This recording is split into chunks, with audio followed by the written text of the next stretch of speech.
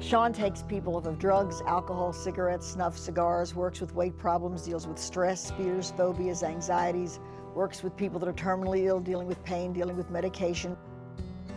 Sean Mash is a good friend.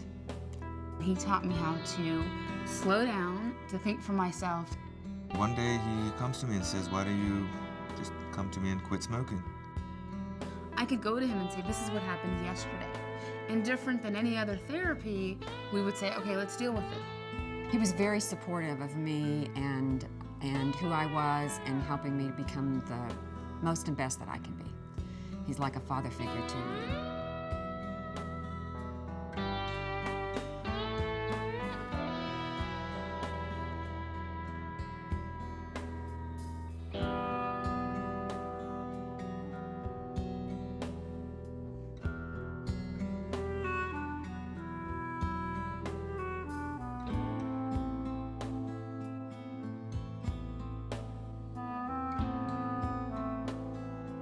My name is Sean William Mash. I live in Dallas, Texas. Well, I'm a clinical hypnotherapist, and I'm also a handwriting analyst. And what I do is work with people that basically, some part of their lives, they don't have control over, whether it's eating or drinking or smoking or anxiety, whatever it is, or they're dealing with a kind of fear. Place yourself, Kelly, in a comfortable position, and just give your body permission now to rest. Take a moment, Kelly. Take your hands, press down in the deepest part of your stomach, and just cough gently a couple times, just like that. Empty out completely, and let everything go. Let the day go. I'm Dr. Kelly Webb Farabee, and I have a private practice in Coppell, Texas, where I do play therapy and expressive arts therapy, and then I sing professionally. Sean and I met each other, I guess, for lunch or something one day, but he said, you know, you need to lose some weight. You're getting kind of fat. She was overweight, you know, heavy is a funny kind of word, but she's plenty overweight. She looked at me, she said, "Son, I love you, but, you know, diets don't work." I says, "Kelly, this is not a diet. You're going to lose your weight, and you're not going to gain it back. You only eat when your body truly needs nourishment. You only eat sitting down. You never eat standing up in the kitchen. You never eat standing up any place. You never graze. You never eat in your car, truck, or van. You never eat while you're watching TV." In 12 weeks, I was down 25 pounds. She was heavy and so forth, and then she started to melt down. And then when her weight got to a certain point, she started to talk about her voice, you know, and would I be able to help her with that?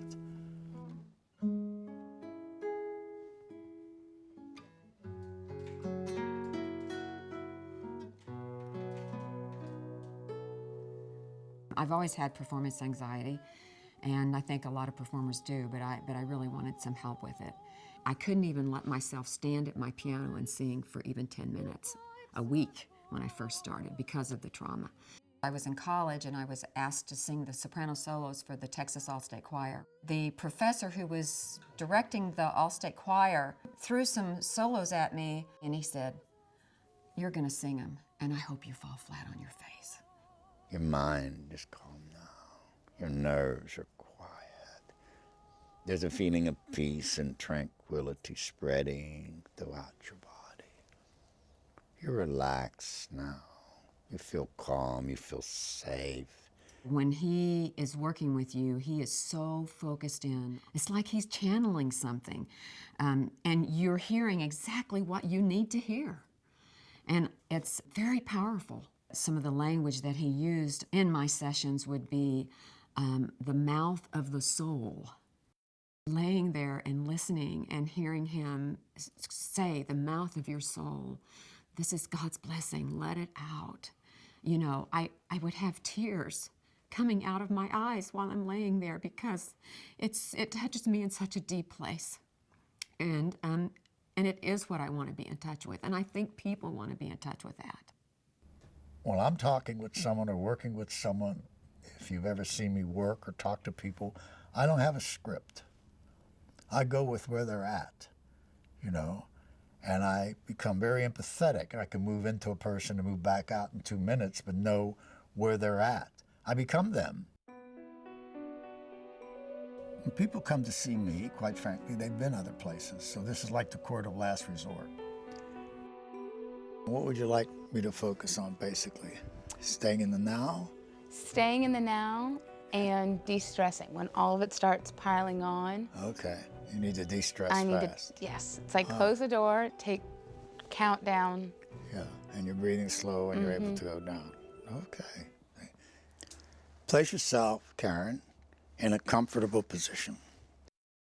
My name is Karen Zeitman. I work for a nonprofit organization. I spent about 8 years in human resources. My issues were depression, anxiety, and body image issues. I was so focused on everybody else, got dabbled up in drugs and alcohol. I've had these dark episodes, and for me, this last one was the worst. Everybody's banging on my door saying, "Where are you? Where are you?" And I'm curled in my closet, can't move, just crying. And I've been at the point where I want to end it. But this was, I don't want to end it, I just don't want to wake up anymore. I want someone else to end it for me. Karen, young girl, came in with all kinds of problems. But then she realized that she has built up a person that she didn't want to be anymore. When we got the opportunity to see Sean, and he taught me how to slow down, to think for myself, to be selfish in a good way, in an appropriate way, to take care of myself, and to really fight the demons. And he would put, I guess, subliminal or hypnotic sayings. You feel good, you're having good thoughts, you're slowing your fan, staying in the now. If you get the slightest uncomfortable, worrisome, anxious thought or feeling about the past or the future, any situation, immediately you breathe slowly through your lips, you become relaxed. I am very creative and I like to express myself. Collages was the easiest way for me to say, where have I been? And it's where I am now or where I'm going. And it's a healthier, worthy self. We got to the point, especially probably February when it was really the heart of it, it was, I need more, I want to see you tomorrow. And both of us, he goes, I have to slow down because I'll go too fast. And I know you're picking up on it, but I want it to sink in. And it was learning about using what I have to get what I want or what I think I need but don't have. It's an essence of freedom when you're no longer hooked on food that you have to live every day. It's an essence of freedom when you don't have to smoke a cigarette to get out of bed or go to sleep. It's an essence of freedom that you don't need a drink in order to function. We advertised for a long time. Stop smoking even if you don't want to. Is there something specific you'd like to work on, or just do what we're doing? Just reinforcement. Okay, give you reinforcement and clean out your lungs. Place yourself, Mikey, in a comfortable position. Each minute that you rest, hypnotically now, is equal to 6 minutes of deep undisturbed sleep. I'm Mikey Oster. I'm born and raised in Israel. I was a smoker. I still am potentially a smoker. I'm one day at a time. I was smoking about a pack a day, about pack and a half. I was an addicted, have to have a packet in my pocket, have to make sure that tomorrow morning I don't wake up without a pack at home, that type of smoker. I've tried Nicorette multiple times. I've tried the stickers multiple times. I've tried gradually just stopping. I've tried a lot of stuff. Nothing worked. It's not, I'm a junkie.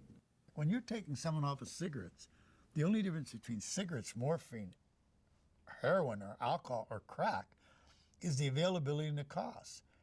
For me to think of even quit smoking is you get older. You're very busy at work. The fact that I have, 3 kids is also another trigger. I mean, it all adds together. The bottom line is, before I went to Sean, I knew that I don't want to smoke. I don't want to be a smoker. I don't want to smoke. Cigarettes won't bother you, smoke won't bother you. You won't even smell it. Next time you see someone smoking, you'll pretend to see in their mouth, instead of a cigarette, the exhaust pipe of a car. You'll see the black smoke go down into their lungs, into their throat, into their heart. You see the nicotine parasites and the carbon monoxide parasites, like black and white maggots, eating around their lungs, their heart.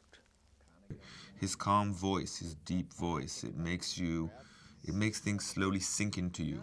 You don't know the effect till later on, because basically he's giving you the tools to fight with your addiction.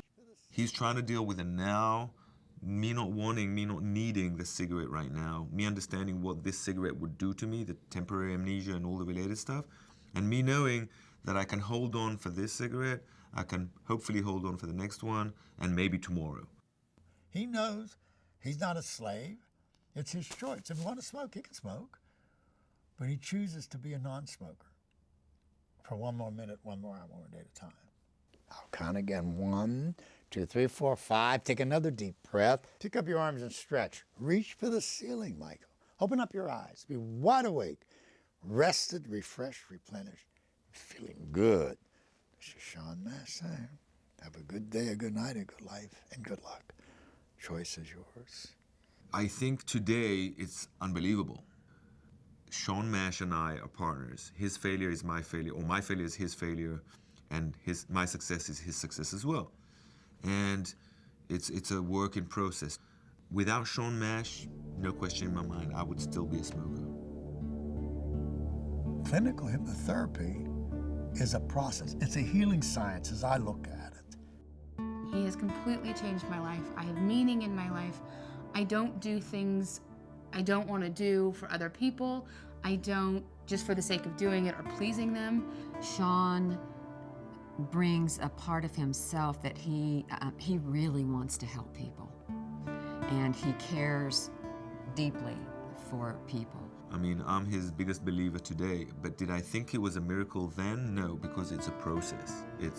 You're teaching yourself how to deal with it, and he's helping you with the tools. I think that it's important that people know that this kind of work can help them, because most people have no idea that it exists.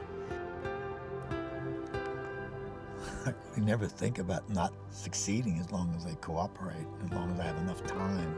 People have been able to come out of the darkest moments in their lives and get on with their life, you know. And I really don't have a script for things. I just do and I feel. Yeah, but I guess you have to love people.